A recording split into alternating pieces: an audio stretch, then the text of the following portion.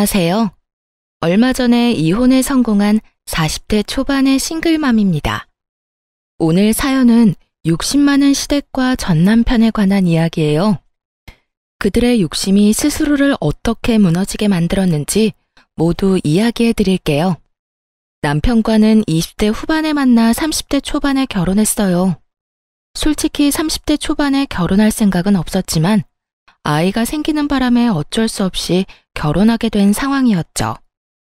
아이 때문에 한 결혼이라 많은 것을 포기해야 했어요.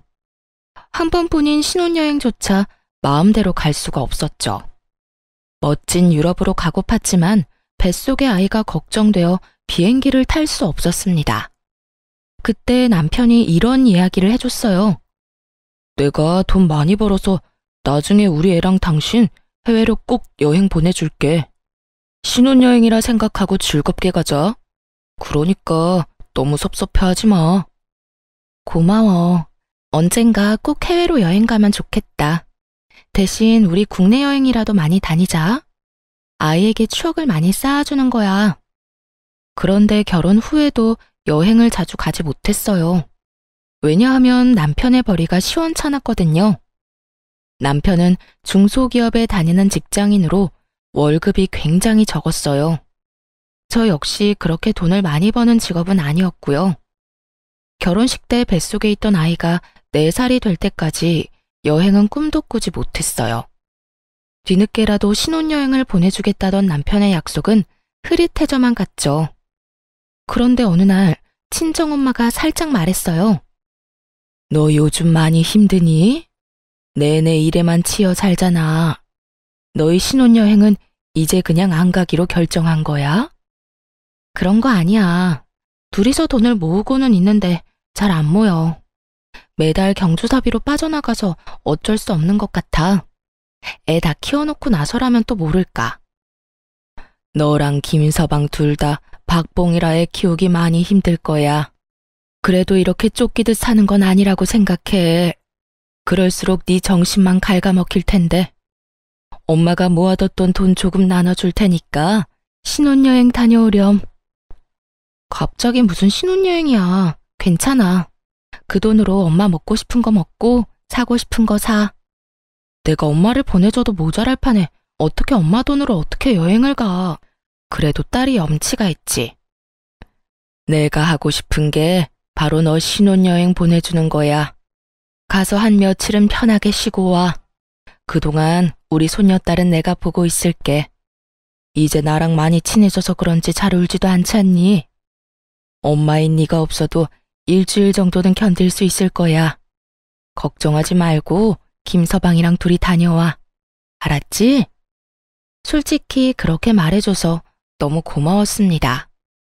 엄마한테 미안하기도 하고 부끄러운 마음도 들었지만 그래도 기분은 좋았어요. 결혼 후 오랜만에 가는 여행이라 들뜨기도 했고요. 그렇게 여행사를 통해서 가이드를 끼고 유럽 여행을 가기로 했어요. 남편도 한껏 업되어서는 여행 전부터 유럽 간다고 여기저기 이야기하더군요. 이것저것 준비하면서도 얼굴이 싱글벙글했죠.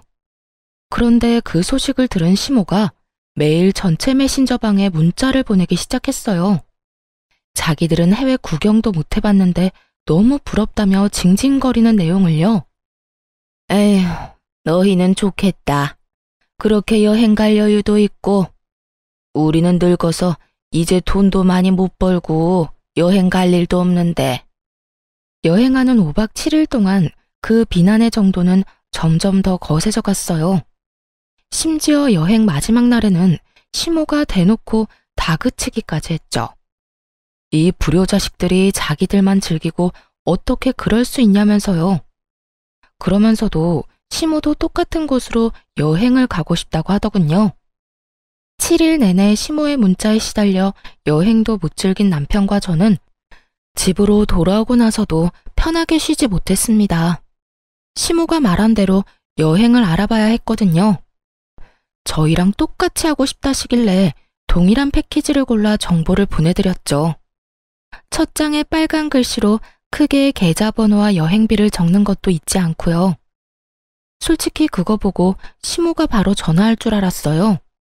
비용을 대달라고 할 줄 알았거든요. 그런데 웬일로 아무 연락이 없더군요. 대신 남편을 통해 소식만 간간히 들려왔어요. 시모와 시부가 여행 갈 준비를 하느라 바쁘다고요. 옷도 사고 액세서리도 사고 신발도 사고. 여행 경비는 아직도 안 낸 것 같던데 신나게 준비만 하더라고요. 그때 시부모님은 우리가 그 돈을 내줄 거라고 생각하는구나 하고 확신했죠. 굳이 나서서 사실을 알려드리고 싶진 않았어요. 계속 그렇게 오해하시도록 놔두고 아무 말 안 했어요. 그러자 여행 당일 시모에게서 연락이 오더군요. 예, 오늘 여행 가는 날인데 비행기 티켓이 왜 아직 안 오니? 지금 시간 다 돼가는데 우리 못 들어가고 있다. 어떻게 확인할 방법이라도 없어? 어머님, 혹시 결제는 하셨어요? 무슨 결제를 말하는 거니? 여행 경비는 너희가 내주기로 한 거잖아. 그 당당한 말투에 웃음을 참으며 시모에게 말했어요. 어머님, 죄송한데 저희한테 무슨 돈이 있다고요. 저랑 남편 최저임금보다 겨우 조금 더 벌어요. 생활비 쓰고 나면 남는 돈도 없는데 어떻게 두 분 해외여행을 보내드리겠어요? 얼마나 큰 돈이 필요한데요. 제가 분명히 자료에 돈 보내셔야 한다고 적어놓지 않았나요? 그것도 빨간 글자로 확실하게 보실 수 있게 체크까지 해놨는데. 저런 돈을 안 내셨으니 티켓이 안 나오죠. 그럼 돈을 하나도 안 냈단 말이니? 어떻게 그럴 수가 있어? 우리는 당연히 너희가 돈 낼 거라 생각하고 있었는데. 정말 너무한다. 우리 여행 좀 보내주기가 그렇게 싫었니? 너희는 둘이서 해외여행 잘만 갔다 오더니 아무리 돈이 아까워도 그렇지 어떻게 이런 식으로 뒤통수를 쳐? 그리고 뭐 돈이 없어? 그럼 너희는 돈 빌려서 갔니? 무슨 돈으로 해외여행을 갔어? 뒤로 모아둔 돈이 있었으니까 간 거 아니야. 저희 이번에 신혼여행 겸 간 거예요. 그리고 비용은 친정어머니가 주셨어요. 결혼한 지 4년이 다 되어 가는데 신혼여행도 못 간 딸이 불쌍하다고요. 지금까지 아무도 신경 안 쓰지 않았지만요. 아무래도 딸이 저 하나뿐이라서 많이 걱정하신 것 같더라고요. 그러자 시모는 아무 대꾸도 못 하더군요. 한술 더 떠 이번에는 시모가 다 들리도록 남편에게 물었어요. 어머님이 이렇게 여행 가고 싶어 하시는 줄 몰랐네. 당신이 대출이라도 받는 게 어때? 그럼 해외여행 보내드릴 수 있잖아. 미쳤어? 무슨 돈을 빌려서 여행을 보내드려. 솔직히 우리한테 돈 맡겨놓으신 것도 아니고. 어머니 저러실 때마다 내가 더 당황스럽네. 아무튼 이번 여행은 없던 걸로 해요. 제대로 정보 안 살펴본 것도 잘못이지. 난 당연히 부모님이 알아서 결제하고 가실 줄 알았지. 우리더러 비용대라고 한 거면 이렇게 조사하기 전에 거절했어. 남편이 화를 내고서야 시모와의 대화는 끝났습니다. 솔직히 그때도 시모가 깨끗하게 포기했다고 생각하진 않았어요. 시모는 특히 사람을 괴롭힐 때 끈질긴 면이 있었거든요. 그 후 1년 반쯤 지났을 때 시모의 환갑이 다가왔습니다. 간단하게 식사나 대접할 생각이었는데 시모는 아닌가 보더라고요. 저희 앞에서 대놓고 이렇게 말했으니 말이에요. 이번 환갑 때는 해외여행 가고 싶어. 너희 환갑 잔치 해준다고 모아놓은 돈이 있잖아. 그거에 좀 더 보태서 여행 보내줘. 죽기 전에 비행기를 한 번은 타봐야 하지 않겠니? 이럴 때는 딸이 없는 게 서럽다 서러워. 무심한 아들의 며느리뿐이니 원. 내가 여행도 한번 제대로 가보지 못하고 이렇게 산다. 그게 어디 딸과 아들의 문제겠어요? 아들도 부모를 지극하게 생각하면 여행비 정도는 내드릴 텐데 그럴 생각도 돈도 없는 남편이니 시부모님이 해외여행 한번 못 가신 거죠. 시모가 그 사실을 아는지 모르는지 알 수 없지만요. 어쨌든 환갑잔치를 위해 모아놓은 돈이 좀 있었기에 남편에게 가능하냐고 물었죠. 어머님이랑 아버님 모시고 해외여행 갈 정도는 돼? 혹시 예산 부족하면 나는 빠질게. 솔직히 거기에 끼고 싶지 않았습니다. 그런데 시모가 그러더군요. 네가 왜 빠져? 너도 같이 가야지. 그리고 이번 여행 계획은 꼭 네가 짜야 한다. 여행사에 다 맡기는 거 나 별로 안 좋아해. 알았지? 그 이야기를 듣는데 귀찮다는 생각만 들더군요. 그래서 시댁에서 돌아오자마자 남편에게 말했어요. 두 분 모시고 가는 여행 계획 당신이 세워. 나는 일하는데 애도 봐야 하고 너무 바빠. 그것까지 할 시간 없어. 그리고 당신이 어머님 취향 다 알잖아. 나는 잘 모르고. 괜히 여행 가서까지 트러블 만들고 싶지 않아. 그러니까 당신이 다 계획 짜고 어머님께 보내드려. 그렇게 남편이 모든 계획을 짜고 시모에게 계획표를 전달했어요. 웬일로 시모는 계획표를 보고도 별말을 하지 않았죠. 그런데 해외에 도착하는 순간 시모의 본색이 드러났어요. 하나부터 10까지 다 마음에 안 든다며 하나하나 딴지를 걸기 시작하는 거예요. 남편이 짜놓은 계획대로 움직이지 않고 도중에 행선지를 변경하는 일도 잦았죠. 얘, 너무 볼만한 게 없다. 우리 여기 가지 말고 딴 데 가자. 저기 줄 서 있는 거 안 보이니? 그런데도 기다리자고? 나는 그렇게 못해. 당장 다른 곳으로 가보자. 여기보다는 저기가 더 재밌을 것 같은데 저쪽으로 가. 첫날 그렇게 일정을 다 틀어버렸으면서도 만족을 못했는지 시모는 숙소에 도착하자마자 화를 냈어요. 아니, 숙소가 왜 이 모양이야? 너 솔직히 말해봐라. 나한테 좋은 거 해주기 싫어서 지금 이러는 거지? 너희는 고급 호텔에 묵었으면서 나는 이런 곳에서 묵으라니? 이게 말이 되니? 여기서 잤다가 몸에 벼룩이라도 붙으면 책임질 거야? 시모를 데리고 간 곳도 당연히 호텔이었어요. 5성급의 엄청 좋은 호텔은 아니지만 그래도 3, 4성급 정도는 되는 곳이었죠. 그리고 꼭 그런 부정적인 이야기는 남편이 없을 때 저한테만 하더군요. 그래서 여행이 끝나갈 때쯤에는 슬슬 한계에 도달했어요. 돌아오는 비행기를 타고 공항에 도착했을 때 결국 폭발하더군요. 남편이 잠깐 화장실에 들렀는데 그때를 틈타 시모가 또 쏘아댔거든요. 너 진짜 너무하다. 우리가 해외여행 보내달라고 한 게 그렇게 싫었어? 그래서 이딴 식으로 사람 괴롭히는 거야? 아니, 숙소도 마음에 하나도 안 들고 관광지도 별로고. 솔직히 말해봐라. 우리한테 좋은 거 해주기 싫었지? 하나만 봐도 네가 우리를 어떻게 생각하는지 다 보여. 이런 식으로 성의 없이 한 바퀴 돌고 오면 그냥 끝이라고 생각하는 거지. 저번에도 느꼈지만 넌 정말 뻔뻔해. 시부모를 모시고 다니면서 세상에 이따위로밖에 못하니? 그저 조용히 그 말을 듣고만 있었어요. 저 멀리 남편이 화장실에서 돌아오더군요. 곧이어 남편이 제 앞에 도착했을 때 남편을 똑바로 보며 말했죠. 당신 진짜 너무하다.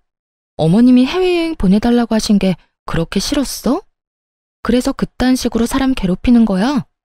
어머님께서 숙소도 맘에 하나도 안 들고 관광지도 별로셨대. 어머님이 방금 얼마나 화 많이 내셨는지 당신 모르지? 이런 식으로 성의 없이 한 바퀴 돌고 오면 끝이야? 부모님 모시고 이따위로밖에 못하는 거냐고. 뜬금없이 화를 내자 남편은 벙찐 표정을 지었어요. 그 옆에 있던 시모가 무척 당황하며 저한테 따졌죠. 너 왜 이래? 왜 우리 아들한테 화내니? 난 너한테. 어머님, 그냥 넘어가지 마세요. 싫은 건 확실히 짚고 넘어가야죠. 이번 여행 계획이랑 예약 다 남편이 한 거거든요. 저는 손가락 하나 안 댔어요. 섣불리 나서서 여행을 망칠 순 없잖아요. 어머님 취향은 역시 자식이 더 잘할 텐데 말이에요. 어머님이 남편한테 직접 말씀하시긴 어려울 것 같아서 제가 대신 화냈어요. 어머님 말씀대로 성의가 부족했던 것 같네요. 뻔뻔하기도 해라. 내가 너도록 계획 짜라고 했잖아. 근데 왜 우리 아들이 계획을 짰어? 안 그래도 바쁜 애한테 그런 것까지 시키다니. 누가 계획을 짜든 무슨 상관이에요? 여행만 잘 갔다 오면 된 거지. 그리고 어머님, 이 사람보다 제가 훨씬 더 많이 바쁘거든요. 육아도 살림도 집안일도 다 하는데 돈은 똑같이 버는걸요. 그러니까 남편이 남는 시간에 계획 좀 짤 수 있죠. 그렇다고 이 사람이 육아나 살림을 대신해 줄 것도 아니고. 그제야 남편은 자기가 없는 사이 어떤 상황이 벌어진 건지 파악했어요. 시모가 저한테 한 소리 했고 그걸 제가 남편에게 그대로 돌려줬다는 것을요. 엄마, 짜증내려고 여기 왔어? 여행 가고 싶다고 노래를 해서 경비 대줬잖아. 또 계획도 짜오라길래 몇 날 밤을 고민하면서 짰는데 왜 계속 화만 내? 앞으로 2번 다시 여행 같은 거 안 보내줄 줄 알아. 남편이 소리치자 시모는 그제야 입을 꾹 다물더군요. 찌려보는 눈빛이 느껴졌지만 어쩌겠어요. 있는 그대로를 이야기한 게 잘못은 아니잖아요. 그런데 이 남편놈이 저한테까지 화를 내는 거예요. 그리고 당신도 이러는 거 아니야. 엄마가 저런다고 당신까지 똑같이 굴면 어떡해? 그리고 다짜고짜 화를 내면 내 기분은 어떻겠어? 좀 잘하자 좀. 내가 뭘 잘못했는데? 그럼 어머님한테 다짜고짜 온갖 짜증을 다 들은 내 기분은 당신도 좀 알고 있으라고 일부러 전한 거야. 이게 다 당신이 짜온 계획 때문에 벌어진 일이니까. 그러게, 어머님 마음에 들도록 잘했으면 좀 좋아? 내가 하지도 않은 일로 욕 얻어먹는 게 얼마나 짜증나는 일인데. 모두가 보는 앞에서 남편과 싸우고 있으니 시모가 뜯어말리더군요. 그건 또 부끄러웠던 모양이에요. 그 뒤로 시모의 짜증이 좀 덜해지긴 했어요. 저한테 짜증을 내봤자 자기 자식 힘들게 하는 것임을 깨달았는지 마구잡이로 트집 잡는 일은 줄었습니다. 그렇다고 완전히 사라진 건 아니었고요. 한 1년쯤 정말 평온하게 지냈어요. 남편도 시모도 제 속을 긁지 않고 잘 지나갔죠. 그런데 문제는 친정엄마였어요. 원래부터 몸이 좀 약하신데 뇌경색을 살짝 한번 앓으셨거든요. 팔다리의 감각이 이상하다고 해서 병원에 갔는데 뇌경색 진단을 받은 거였어요. 의식을 잃을 정도까진 아니었고요. 다행히도 증상을 발견하고 바로 병원에 가서 그런지 잘 치료받았습니다. 약하게 다리를 절게 되시긴 했지만요. 재활치료를 계속 받으셨지만 빨리 낫는다는 느낌은 없었어요. 아무래도 연세도 있고 본래 몸 상태도 그렇게 좋지는 않으셨으니까요. 외동딸로서 항상 엄마 걱정을 할 수밖에 없었어요. 10년 전에 아빠와 사별하고 혼자 남은 엄마가 혹시라도 다치면 어쩌나 하고요. 그래도 요양보호사나 간병인의 도움을 받는데 큰 문제는 없었습니다.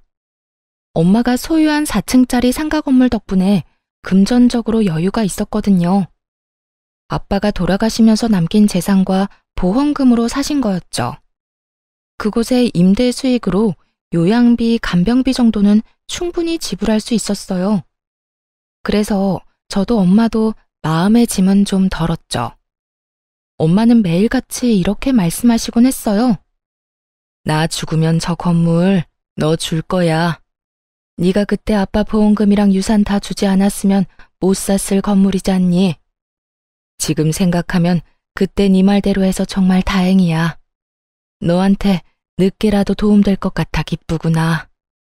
아빠가 돌아가신 후 엄마는 아빠 재산과 보험금을 저에게 나눠주려고 했어요. 당연히 거절했죠. 나누면 푼돈인데 그걸로는 엄마의 노후를 보장할 수 없을 것 같았거든요. 사실 온전히 엄마만을 위한 건 아니었고요. 외동딸인 저의 부담을 조금이나마 줄이기 위해 내린 결정이기도 했어요.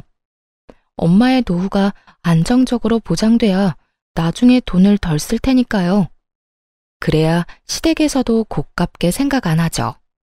그 덕분에 엄마는 그 상가 건물을 마련하셨어요. 그리고 언젠가 제가 상속받을 테니 어찌 보면 투자한 거라고 칠 수도 있겠죠.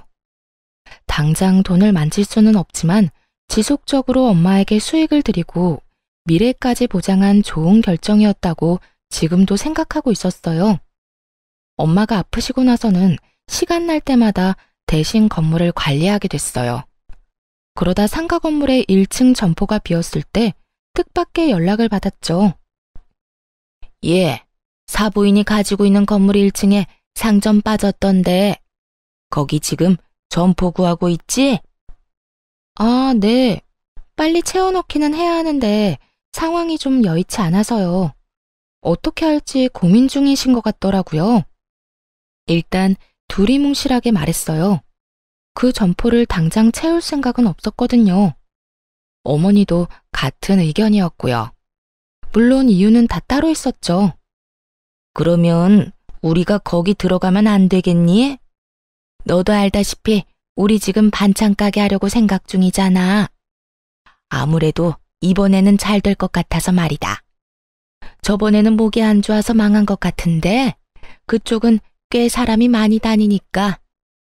그런데 열면 우리 가게도 번창하겠지. 안사돈한테 한번 물어봐 줄래? 일단 여쭤보긴 할게요. 시모는 아주 행복한 상상에 빠져 있더군요. 시모에게 장사 소질이 없다는 건 주변 사람 모두가 알고 있는 사실이었어요. 당사자만 모르고 있었죠. 가게가 망한 이유를 남 탓으로만 돌리니 미련을 못 버리고 계속 도전하는 거였고요. 엄마, 시댁에서 1층에 들어오고 싶다는데 좀 그렇지? 아무리 그래도 2층 사장님 생각하면 절대 안 돼. 원래 사돈 간에 이런 거래는 하는 거 아니야. 혹시라도 못 볼 꼴 보면 어쩌려고. 게다가 지금 상황이 좋은 것도 아니잖니. 무턱대고 1층에 점포 들였다가 또 무슨 일 날 줄 알고. 친정엄마가 그렇게 말하는 이유가 있었어요. 이전 1층 가게 사장님이 계약 기간을 다 못 채우고 중도에 나갔거든요. 그 이유는 2층 사장님 때문이었어요. 매번 만날 때마다 다투더니 결국 참다 못한 1층 사장님이 먼저 나가버린 거예요.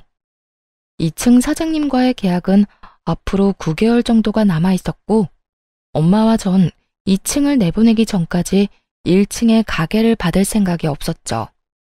솔직하게 말해서 시댁에 괜한 꼬투리 잡히기 싫어서 거절하기로 한 거였어요. 어머님, 친정어머니한테 말씀드려봤는데 아무래도 안 될 것 같아요.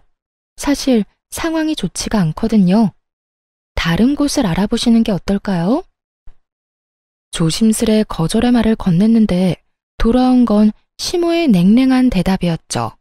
상가 그거 하나 갖고 있다고 유세는. 아니 사람 있는데 비워달라는 것도 아니고 아무도 없는 곳에 좀 들어가겠다는데 뭐가 잘나서 그렇게 고가워? 그래, 네가 우리 집을 어떻게 생각하는지 잘 알았다.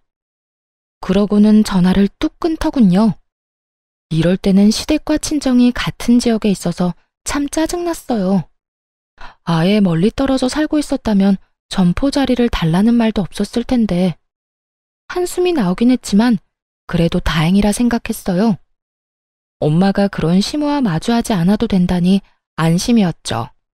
그런데 며칠 뒤 친정엄마에게서 묘한 소식을 들었어요.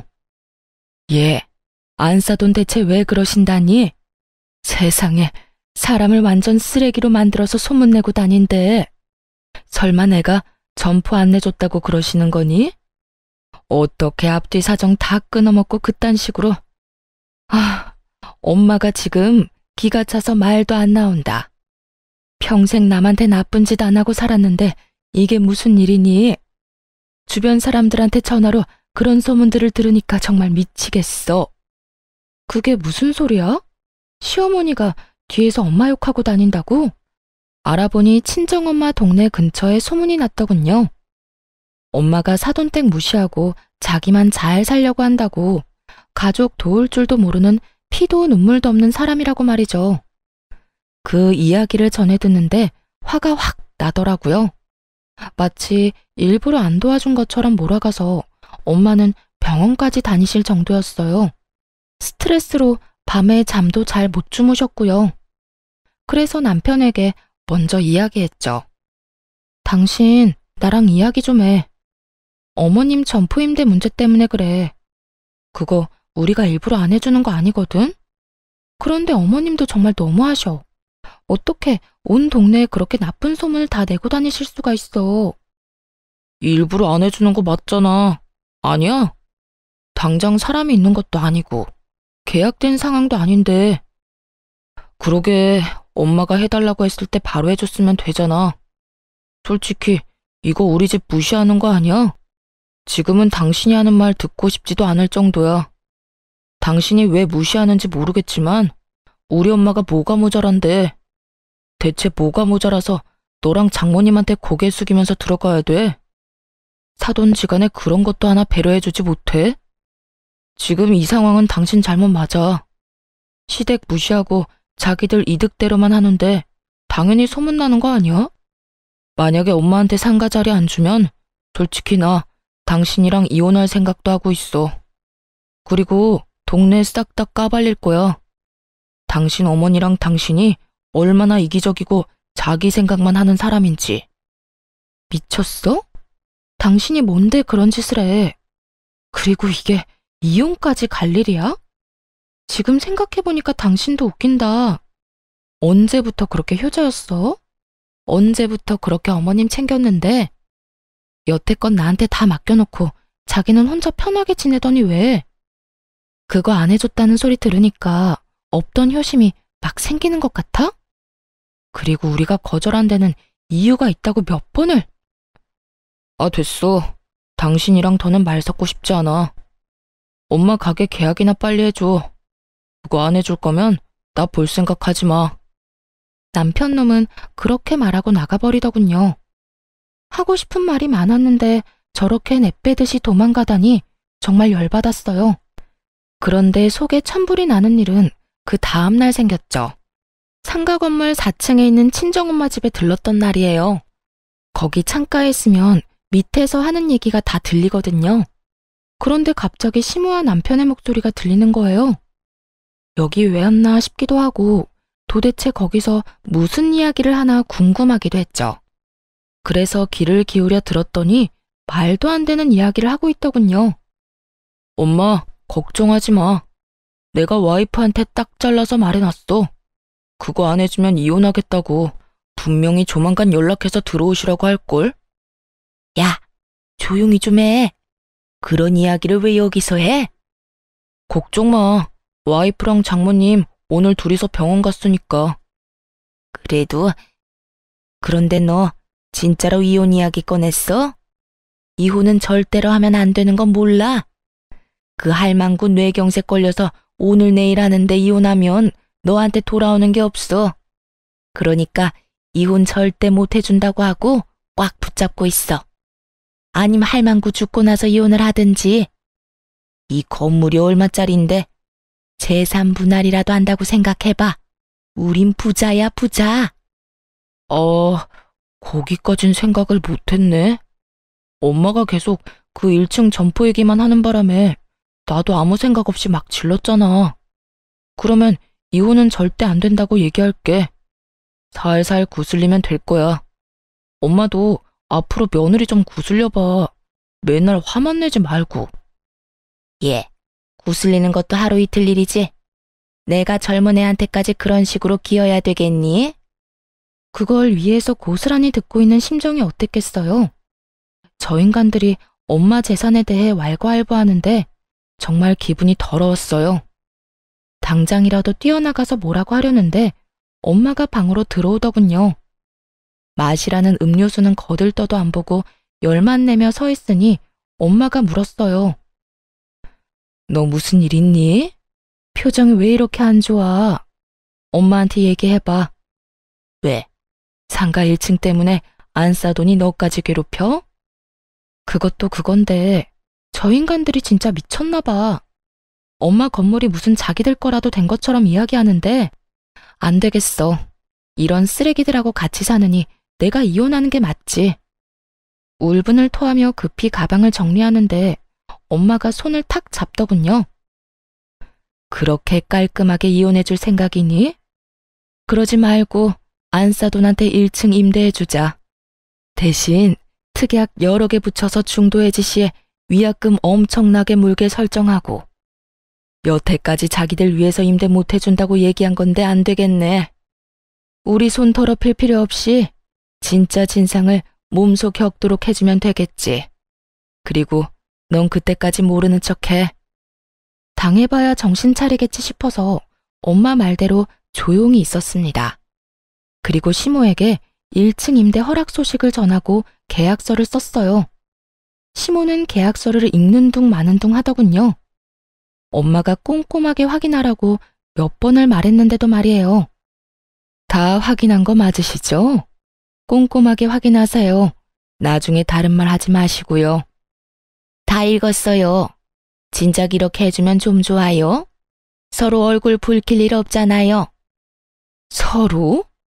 일방적으로 온 동네에 악질적인 소문 다 내놓은 건 그쪽이죠. 아, 더 이상 말 섞고 싶지 않네요. 돈이나 꼬박꼬박 내세요. 시모는 잠깐 입을 삐죽거리는가 싶더니 금세 들뜨더군요. 기분 좋은 표정으로 가게를 꾸리고 리모델링도 했죠. 그러나 그 즐거움은 오래가지 않았어요. 2층 카페 사장이 1층 시모 가게에 매일같이 나타나 진상짓을 하기 시작했거든요. 시모는 성질을 죽이고 처음에는 내내 하며 조심스럽게 대했지만 끝이 없었어요. 2층 사장이 계속해서 불평불만을 쏟아냈거든요. 결국 2층 사장을 어떻게든 하라며 전화했길래 거기다 대고 말했죠. 어머님, 처음에 1층 임대 안 해드리려고 한 이유가 바로 이거예요. 1층 사장님이 2층 사장님 괴롭힘 때문에 못 견디고 나가셨거든요. 그거 감안하고 계약하신 거 아니었어요? 저한테 이야기하셔도 해결 방법은 없어요. 두 사람 중 한 사람이 나가야 끝나는 거죠. 나 몰라라 하는 저와 엄마 때문에 시모는 머리끝까지 화가 난 모양이었어요. 이런 게 어딨어? 이건 사기야. 2층 사장이 얼마나 진상인데 우리가 왜 나가? 저 사람이 나가야지. 2층 계약 기간 아직 남았어요. 그래서 마음대로 내보낼 수 없고요. 사실 6개월 후에 2층 계약이 만료되면 연장하지 않을 거였거든요. 연장 의지가 없음을 미리 밝혔고 상대방도 마찬가지고요. 그렇지만 그 사실을 시모에게 알려주지는 않았어요. 희망이 보이지 않아야 더 힘든 법이잖아요. 결국 시모는 4개월 내내 그 2층 사장에게 시달렸어요. 반찬 가게라 어쩔 수 없는데도 냄새가 나니까 어떻게 좀 해달라. 시모가 전화라도 하고 있으면 시끄러우니 조용히 해달라. 1층 앞은 너희가 깨끗하게 쓸고 닦아라 등등 수많은 진상짓을 당했죠. 결국 시모는 1년의 계약 기간도 다 못 채우고 해지를 하겠다며 난리를 피우더군요. 그런데 어머님, 중도 해지하면 위약금 무셔야 해요. 보증금만큼 내셔야 하는데 가능하시겠어요? 어려우실 것 같으면 여기 대신 들어올 사람 찾든지요. 여길 누가 들어와? 저런 진상이 있는데. 너 다 알고 나한테 상가 임대한 거지? 무슨 소리세요? 처음에 거절한 건 저희 쪽이잖아요. 그런데 동네에 소문 다 내서 결국 상가 임대하도록 만든 건 어머님이고요. 그런 짓 저지르시고도 또 제 탓을 하세요? 시모는 대꾸할 말을 찾지 못했어요. 그 이후로 열심히 1층 상가에 들어올 사람을 찾았지만 아무도 없었어요. 당연한 이야기였죠. 시모가 여기저기 말하기도 했고 친정엄마도 열심히 소문내고 다녔거든요. 결국 사람을 구하지 못해 점포를 빼려면 위약금을 물어내야 할 판이었죠. 그러자 시모와 남편이 저와 엄마를 찾아와 난리를 피우더군요. 이거 어쩔 거야? 난 위약금 못 내. 내가 거기에 들인 돈이 얼만데. 돈 벌지도 못하고 적자만 한가득인데 왜 위약금까지 내야 해? 계약서에 사인하실 때 꼼꼼히 읽어보라고 말씀드렸잖아요. 다 읽고 도장까지 찍은 마당에 안 주시면 저희는 법대로 하는 수밖에요. 사부인, 내가 부탁 좀 할게요. 제발 이 돈 좀 까주세요. 없던 일로 해달라고요. 응? 우리 사이에 이러기에요? 장모님, 부탁드립니다. 저희 부모님 지금 한 푼도 없으세요. 위약금 물 돈 없어요. 그 보증금은 두 분 노후 자금이라고요. 남편과 시모가 애원하자 엄마가 말했어요. 그래? 그럼 자네 우리 딸이랑 이혼하게. 얌전히 이혼해주면 위약금은 없던 일로 해주겠네. 이혼이요? 갑자기 무슨... 자네가 내 딸한테 상가 임대 안 해주면 이혼도 불사하겠다고 했다면서? 뭐하러 그렇게 살아? 그냥 헤어져. 내 딸도 그러길 바라고 있고. 그리고 위약금을 준대도 이혼은 시킬 거네. 그러니까 잘 선택해. 돈이라도 안 내고 이혼할 건지, 돈 내고 이혼할 건지. 남편이 고민하자 시모가 넙죽 말하더군요. 뭘 고민해? 어차피 이혼시키겠다는데 돈 안 주고 이혼하는 게 맞지? 이혼합시다. 그러면 보증금은 돌려주는 거 맞죠? 그렇게 남편과 이혼하게 됐습니다. 엄마 상가 때문에 이혼은 절대 안 된다고 했던 시모도 별 수 없었던 거죠. 눈앞에서 거액의 보증금이 날아가게 생겼으니까요. 이혼 소송이 끝날 때쯤 상가 2층도 비워졌어요. 이혼하고 받은 위자료와 재산 분할로 받은 돈을 합해서 리모델링을 했죠. 사실 그동안 네일 아트를 배웠거든요. 1층에는 저의 네일 가게를 차렸고 2층에는 친구가 하는 미용실을 들였어요. 둘 다 미용업종이라 함께 이용하면 할인을 해줬죠. 그리고 자리가 없을 때는 서로의 대기실을 빌리기도 했고요. 그러다 보니 두 가게 모두를 찾는 손님들이 늘어나더라고요. 상권 분석을 잘한 건지 아니면 근처에 비슷한 업종이 드물게 있어서 그런지 서서히 장사가 잘 되기 시작했어요. 이혼하고 5개월쯤 지났을 때 명절을 앞두고 외가 친척분들이 가게에 왔어요. 명절이라 문을 닫으려고 했는데 친척 여자분들을 간단하게 꾸며드리려고 모셨죠. 그런데 그때 누가 네일숍 안으로 훅 들어오더군요. 바로 시모였어요. 야, 당장 나와. 너 우리한테 사기쳤지? 2층 진상 금방 나갈 거 알았으면서 왜 말 안 했어? 우리 가게에서 빼버리려고 그런 거지? 그래 놓고 그 자리에서 지금 장사를 하겠다 이거야? 여기 내가 계약한 곳이었어. 진상만 아니었으면 지금까지 잘 영업했을 거라고. 나만 망할 수 있냐? 너도 같이 망해야지. 그렇게 말하면서 시모는 작정하고 네일 도구들을 다 때려 부수더군요. 지금 뭐 하시는 거예요? 상가에 들어오지 말랬는데 굳이 들어온 사람은 그쪽이고 나가라고 안 했는데 나가겠다던 사람도 그쪽이잖아요. 정말 어이가 없어서. 왜요? 장사가 잘 되니까 이제 와서 배가 아파요? 그래, 배 아프다 이년아. 내가 억울해서 미치고 팔짝 뛰겠어. 어떻게 장사 잘하던 사람 내쫓아놓고 여기서 네가 직접 장사를 해? 이 사람들은 그거 알고 여기 와서 손톱질하고 있어? 다들 잘 들으세요. 이 여자 정신 나간 년이에요. 멀쩡하게 일하던 사람 쫓아내놓고 자기 이속이나 챙기는 싸가지 없는 년이라고요. 그런 여자한테 손톱 손질 받아서 뭐해요? 당장 가세요. 이 여편네가 정신이 나갔나? 지금 누구한테 이년저년이래? 우리 시조카가 왜 당신한텐 연소리를 들어? 이 가게가 아줌마 것도 아닌데 정신 나간 소리 하는 것 좀 봐. 이거 치매 걸린 거 아니야? 그래, 우리 조카 말 들어보니 그렇게 괴롭혔다던데. 오늘 사람 환장하게 하는 거 보니까 더하네. 한두 번 해본 솜씨도 아닌 것 같고. 깽판을 치고 싶으면 당신 집에서나 해. 아니면 내가 아줌마 가게 가서 깽판이 뭔지 보여줘? 어디서 애를 잡아? 나이는 대체 어디로 처먹은 거야? 이런 걸 그냥 놔둔 걸 보니 언니가 참 마음이 약해. 나 같았으면 다리 몽둥이라도 하나 부러뜨렸겠다. 어디 한번 병원 신세 지도록 만들어줘? 무시무시한 우리 외숙모와 이모의 말에 시모가 깜짝 놀라더라고요. 안에 그저 사람이 많으니 깽판 치기 좋겠다 싶어 들어왔겠죠. 가족인 줄도 모르고 말이에요. 놀란 시모가 주춤거리는 사이에 엄마가 나와 말했어요. 이제 우리하고 남 아니에요? 왜 여기 와서 소란을 피워요? 오늘 부서진 것들 모두 계산해서 변상하세요.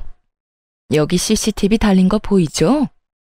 변상 안 해주면 경찰에 신고하든 고소하든 할 테니까 각오하고 있어요. 결국 시몬은 가게에서 도망치듯 나갔어요.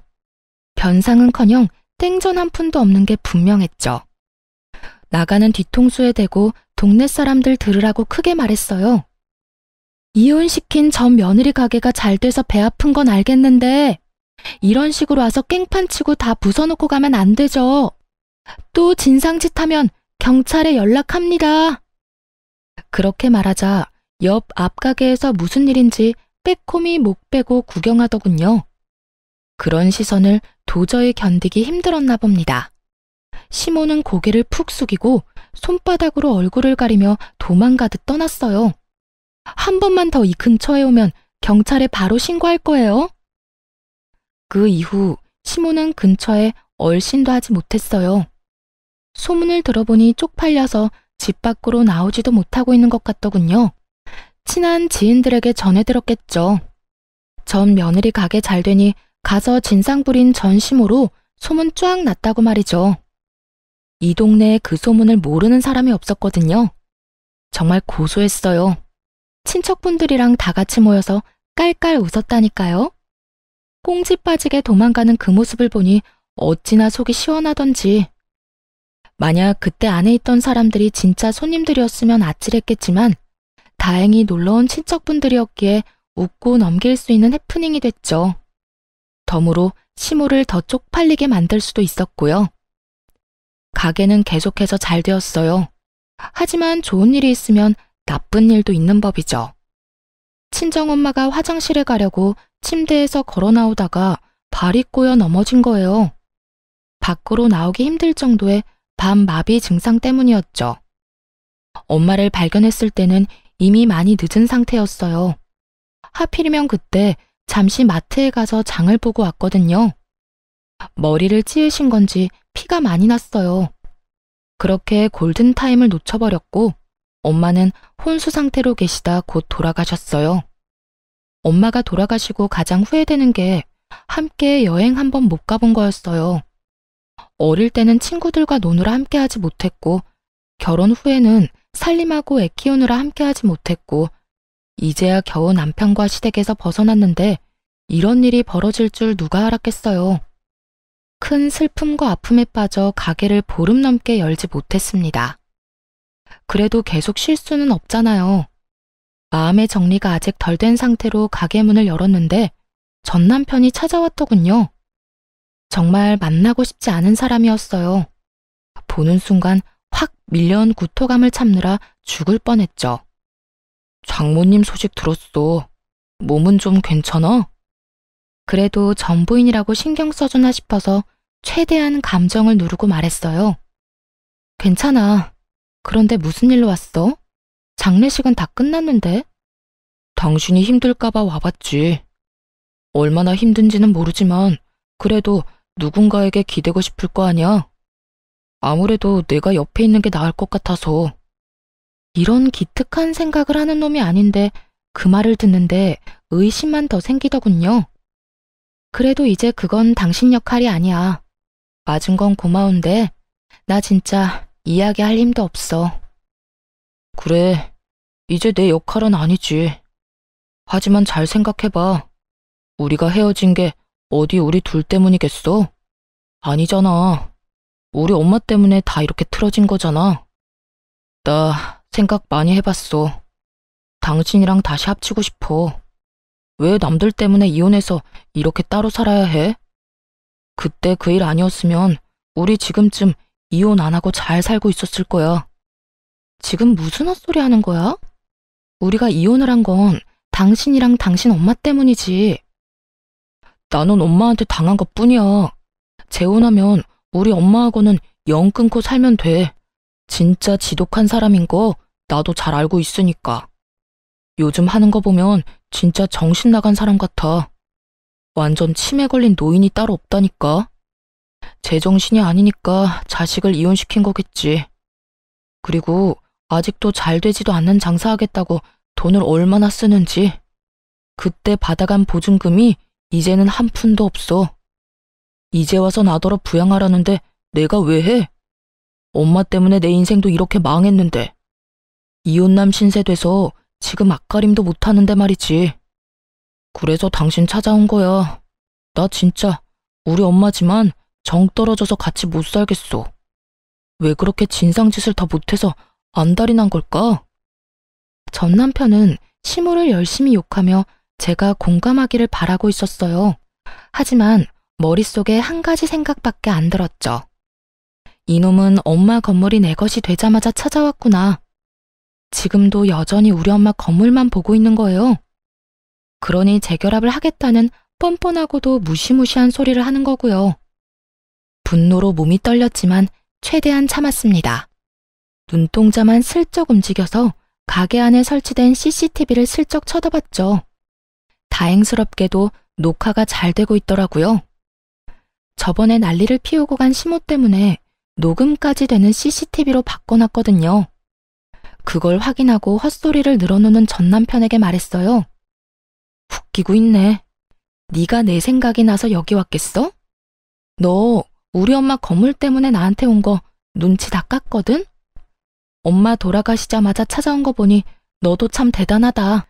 우리가 당신 어머니 때문에 틀어졌다고? 그거 착각이거든? 나는 너희 모자가 우리 엄마 건물 두고 소곤소곤 이야기할 때부터 이혼하고 싶었어.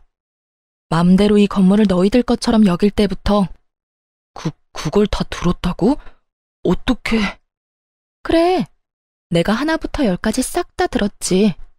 그때 생각하면 아직도 온몸이 부들부들 떨려. 인간 같지도 않은 쓰레기들 어떻게 해야 잘 처리했다고 소문날까 고민 좀 했지. 근데 뭐 알아서 분리수거되러 쓰레기통에 들어가던데. 그 가게 일부러 너희 엄마한테 준 거 맞고 일부러 특약 그렇게 넣은 것도 맞아. 다 알면서 2층 사람 진상인 것도 2층 계약 종료일 다가온다는 사실도 말 안 했어. 혹시나 이혼할 때 피곤하게 할까봐 걱정했는데 돈이 걸리니까 바로 해주더라. 그래놓고 뭐? 너희 엄마 때문에 우리가 이혼을 했어? 네 엄마 탓이 절반이고 네 탓도 절반이야. 어디서 청렴결백한 척이야? 네가 양심이라는 게 있으면 적어도 엄마 돌아가시자마자 쳐들어오는 건 피했어야지. 안 그래도 엄마 돌아가시고 싱숭생숭해서 힘든데 열받아 죽겠잖아. 쓰레기야, 어떻게 책임질래? 어? 내 기분 어떻게 책임질 거야? 여기서 더 이상 나 화나게 하지 말고 지금 당장 내 눈앞에서 꺼져. 단호한 축객령에 전 남편은 뒤도 돌아보지 않고 쫓기듯 가게에서 나갔어요. 모자지간 아니랄까봐 시모와 똑같은 모습이었죠. 그런데 그 모습을 보고 있으니 열불이 덧뻗치더군요. 잠깐 고민하다가 좋은 생각이 나서 CCTV 영상을 확인했어요. 그리고 전 남편이 시모 욕하는 장면을 따서 시모 연락처로 보내줬죠. 혹시나 못 볼까봐 시부 연락처로도 보냈고요. 건물이 탐나서 불효막심하게 자기 엄마 욕하는 망할 놈. 그런 놈이 바로 당신 자식이라고 보여주고 싶었거든요. 저와 헤어지고 갈 곳 없어서 시모 집에서 신세진주제에 말이죠. 얼마 지나지 않아 길에서 전 남편과 시모가 박터지게 싸웠다는 소식을 들었어요. 그걸 직접 목격한 호프집 사장님이 이야기해줬거든요. 동영상이 아주 잘 전달되었나 봐요. 그 할망구가 그날은 완전 눈이 돌았더라니까. 평소에는 그렇게 아들 감싸고 돌더니 말이야. 아들한테 네가 지금 전 며느리한테 그런 말할 군번이냐고. 엄마 집에서 먹고 자고 들러붙어 있는 주제에 어떻게 그러냐고 하더라. 뭐 아들이 엄마 치매 걸렸다느니 진상이라느니 그런 말까지 했다며? 아주 고래고래 고함을 지르는데 늙어서 힘도 없는 할매가 목소리는 얼마나 큰지. 주변 가게에서 다 나와봤지 뭐야. 근데 자식놈도 한마디를 안 지더라.